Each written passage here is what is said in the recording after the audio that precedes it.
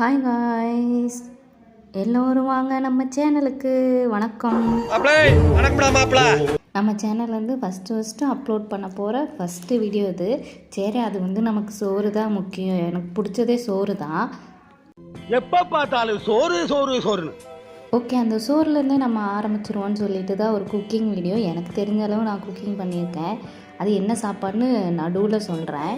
Video நடுவில் ஒரு குக்கரை வச்சுட்டு எண்ணெயை காய வச்சு கடுகு, கருவேப்பிலை, சீரகம், 2 வத்தலை போட்டு நல்லா கிட்டுன்னு ஒரு குலுக்கிட்டு ஒரு வெங்காயத்தை நீட்ட வாக்கில் கட் பண்ணி அதையும் போட்டுட்டு அது சீக்கிரம் வதங்கினா உப்பு போட்டால் சீக்கிரம் வதங்குன்னு சொல்லுவாங்க. சரி, நாமளும் போடலான்னு உப்பை போட்டு அதையும் ஒரு கரண்டியால் நல்லா இங்கிட்டுன்னு சொல்லிவிட்டு கிண்டி விட்டுட்டு கிண்டி முடித்தோடனே ஒரு பச்சை மிளகாய் நீல வாக்கில் கட் பண்ணி அதையும் உள்ளே போட்டுட்டு 2 குண்டு தக்காளியை நல்லா கட் பண்ணி நீல வாக்கில் கட் பண்ணி அதையும் போட்டு அதோட உயிர் போகிற வரையும் நல்லா கிண்டுன்னு கிண்டிட்டு இங்கிட்டுன்னு குண்டாக்குள்ளேயே கிண்டி முடித்தோடனே ரொம்பலாம் அதோட உயிர் போக வேணாம். பாதி உயிர் போனால் பரவாயில்லை, போதும். அதுவே நமக்கு பாதி உயிர் போனதும் சாம்பார் தூள் நம்ம டேஸ்ட்டுக்கு ஏற்ற மாதிரி, காரத்துக்கு ஏற்ற மாதிரி நான் வந்து 2 ஸ்பூன் போட்டிருக்கேன். 2 ஸ்பூன் சாம்பார் தூளை போட்டு அதையும் ஒரு கிண்டிட்டு நல்லா கிண்டி விடணும். கிண்டி விட்டோடனேவும்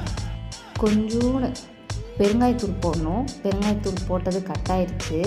கொஞ்சோண்டு மஞ்சள் தூள் எடுத்து, ஏன்னா மஞ்சள் தூள் வந்து கிருமி நாசினி இல்லை. நான் எல்லா சாப்பாட்டுக்கு போடுவேன், அது கேன்சர் வராமல் தடுக்கும்னு சொல்லுவாங்க.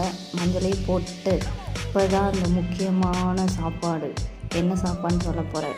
அது வேறு ஒன்றும் இல்லைங்க, 10 நிமிஷத்தில் பண்ணக்கூட பச்சை பயிர் சாதம் தான். 1 கப் பச்சை பயிறு, 2 கப் அரிசி எடுத்துருக்கேன். அதுக்கு 6 கப் தண்ணியை நல்லா கொதிக்க விட்டு அந்த பபிள்ஸ் வர வரையும் நல்லா கொதிக்கணும்.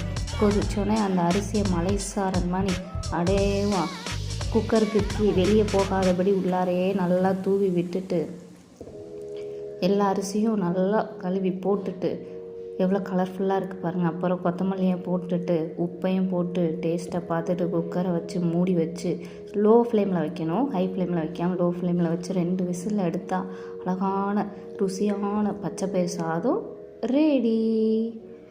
இது என்ன பிரமாதம், இதை விட ஸ்பெஷலைட் ஒன்று இருக்கு.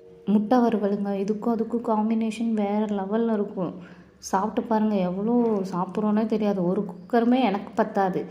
3 முட்டையை வேக வச்சு அதை வந்து இரும்பு கடாயை சூடு பண்ணி அதில் வந்து மிளகாத்தூள், மஞ்சள், பெப்பரு, உப்பு போட்டு 3ஐயும் முட்டையை பாதியாக கட் பண்ணி இங்கிட்டுன்னு கவுத்தி வச்சு இங்கிட்டுன்னு திருப்பி எடுத்து போட்டு அப்படியே மொறுன்னு எடுத்தால் முட்டை வறுவல் ரெடி.